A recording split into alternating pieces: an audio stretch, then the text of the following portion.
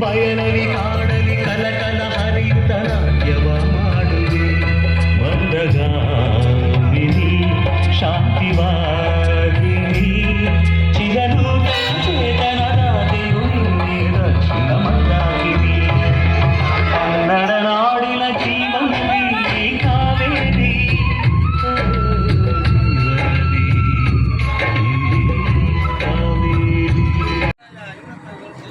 ಸಾಗರ ಸುದ್ದಿ ಇವತ್ತು KSRTC bus stand ಹತ್ರ ಆಟೋ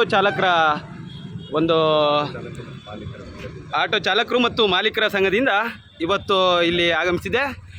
ಕನ್ನಡ ರಾಜ್ಯೋತ್ಸವ ಜ್ಯೋತಿಯನ್ನು ಯಾವ ರೀತಿ ಆಚರಿಸ್ತಾ ಇದ್ದಾರೆ ಅಂತ ಹೇಳಿ ಕಾಣ್ತಾ ಅಧ್ಯಕ್ಷರ ಹತ್ರ ಒಂದೆರಡು ಮಾತನ್ನು ಅವ್ರ ಹತ್ರ ಆಡಿಸ್ತೀವಿ. ಸರ್, ನಿಮ್ಮ ಹೆಸರು? ಸರ್, ಎಷ್ಟು ವರ್ಷದಿಂದ ಈ ರೀತಿ ಕಾರ್ಯಕ್ರಮ ಮಾಡ್ಕೊಂಡು ಬಂದಿದ್ದೀರಾ ಇಲ್ಲಿ? ತುಂಬ ವರ್ಷದಿಂದ ಮಾಡ್ತಾ ಇದ್ದೀವಿ. ವಿಶೇಷವಾಗಿ ಈಗ ಒಂದು 5 ವರ್ಷದಿಂದ KSRTC ಎದುರುಗಡೆ ಆಟೋ ನಿಲ್ದಾಣದಲ್ಲಿ ಮಾಡ್ತಾ ಇದ್ದೀವಿ. 5 ವರ್ಷದ KEB ಎದುರುಗಡೆ 5 ವರ್ಷದಿಂದ ತುಂಬ ವಿಜೃಂಭಣೆಯಿಂದ ಮಾಡ್ತಾ ಇದ್ದೀವಿ. ಎಲ್ಲ ಜನ ಸಹಕಾರ ಫುಲ್ KSRTC ಮತ್ತು KEB ಅವರು ಇಲ್ಲ ಅಕ್ಕಪಕ್ಕದವರೆಲ್ಲ ತುಂಬ ಸಹಕಾರ ಮಾಡ್ತಾ ಇದ್ದಾರೆ. ಹಾಗಾಗಿ 5 ವರ್ಷದಿಂದ ವಿಜೃಂಭಣೆಯಿಂದ ಮಾಡ್ತಾ ಇದ್ದೀವಿ. ಅದರಲ್ಲೂ ನಮ್ಮ ವಿಶೇಷವಾದ ಸಾಗರದಲ್ಲಿ ಇಡೀ ಕರ್ನಾಟಕದಲ್ಲಿ ಅಂತ ಹೇಳಿದರೆ ಆಟೋ ಚಾಲಕರು ಬಿಟ್ಟರೆ ಈ ನಾಡ ಹಬ್ಬವನ್ನು ಮಾಡುವಂಥವ್ರು ಮತ್ತು ಇನ್ಯಾರೂ ಇಲ್ಲ. ಹಾಗಾಗಿ ನಮಗೆ ಅದೊಂದು ಹೆಮ್ಮೆ ಇದೆ. ಎಲ್ಲ ಚಾಲಕರು ಆಟೋ ಚಾಲಕರೇ ಕನ್ನಡ ರಾಜ್ಯೋತ್ಸವವನ್ನು ವಿಜೃಂಭಣೆಯಿಂದ ಆಚರಿಸ್ತಾ ಇದ್ದಾರೆ. ಇಡೀ ನಿಮ್ಮ ಕರ್ನಾಟಕದಾಗ ಎಲ್ಲೇ ಹೋಗ್ರಿ ನೀವು ಅದನ್ನು ಹಬ್ಬವಾಗಿ ಭಾರಿ ಮುತುವರ್ಜಿ ವಹಿಸಿ ಹಬ್ಬವಾಗಿ ಅಂತ ಆಚರಣೆ ಮಾಡುವಂಥವ್ರು ಅಂತ ಹೇಳಿದ್ರೆ ಇಡೀ ನಮ್ಮ ಕರ್ನಾಟಕದಲ್ಲಿ ಆಟೋ ಚಾಲಕರು ಮಾತ್ರ ಅಂತ ನಾನು ಹೇಳಿ ಬಯಸ್ತೇನೆ. ಅದರಲ್ಲೂ ವಿಶೇಷವಾಗಿ ಸಾಗರದಲ್ಲಿ ಈ ಥರದ್ದು ತುಂಬ ಕಡೆ ಮಾಡಿದ್ದಾರೆ. ವಿಜೃಂಭಣೆಯಿಂದಲೇ ಮಾಡ್ತಾ ಇದ್ದಾರೆ. ಎಲ್ಲ ಕಡೆನೂ ಜನ ತುಂಬ ಇದಕ್ಕೆ ತುಂಬ ಸಹಕಾರ ಕೊಡ್ತಾ ಇದ್ದಾರೆ. ಹಾಗಾಗಿ ನಾ ಈ ಕನ್ನಡ ರಾಜ್ಯೋತ್ಸವಕ್ಕೆ ಎಲ್ಲರಿಗೂ ಶುಭಾಶಯ ಕೋರ್ತಾ ಮಾತಾಡಲಿಕ್ಕೆ ಅವಕಾಶ ಮಾಡಿಕೊಟ್ಟಂತ ಎಲ್ಲರಿಗೂ ನನ್ನ ವಂದನೆಗಳು ತಿಳಿಸ್ತಾ ಆಟೋ ಚಾಲಕರು ಮತ್ತು ಮಾಲೀಕರಿಗೆ ಶುಭಾಶಯ. ಸರ್, ನಿಮ್ಮ ಪರಿಚಯ ಆಗಿಲ್ಲ, ನಿಮ್ಮ ಹೆಸರು? ಪರ್ವೀಜ್ ಅಹಮದ್. ಎಷ್ಟು ವರ್ಷದಿಂದ ಅಧ್ಯಕ್ಷರಾಗಿದ್ದೀರಾ ಸರ್ ನೀವು ಆಟೋ ಚಾಲಕರ ಸಂಘಕ್ಕೆ? 1 ವರ್ಷದಿಂದ. 1 ವರ್ಷ ಆಯಿತು. ಧನ್ಯವಾದ ಸರ್.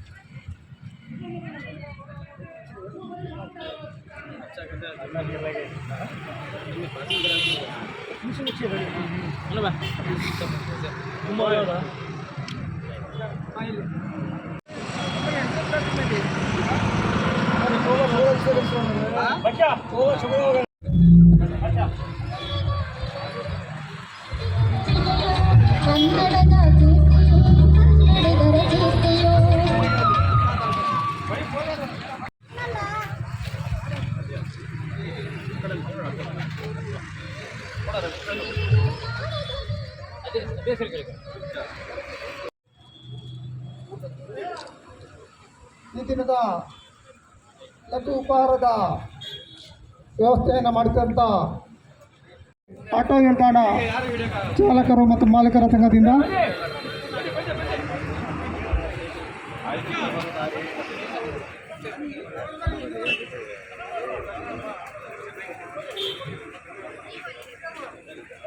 ये आप कमाते हैं और पैसे नहीं आते। ಈ ಒಂದು ಕಾರ್ಯಕ್ರಮಕ್ಕೆ ತನುಮನ ದಾನಾಶಯದೊಂದಿಗೆ ಸಹಕರಿಸಿದಂಥ ಎಲ್ಲ ದಾನಿಗಳಿಗೂ ಕೂಡ ನಮ್ಮ ಆಟೋ ಚಾಲಕರ ಶ್ರಮ ಇದರಿಂದಾಗಿ ಇವತ್ತಿನ ಒಂದು ಕಾರ್ಯಕ್ರಮ ಯಶಸ್ವಿಯಾಗಿದೆ.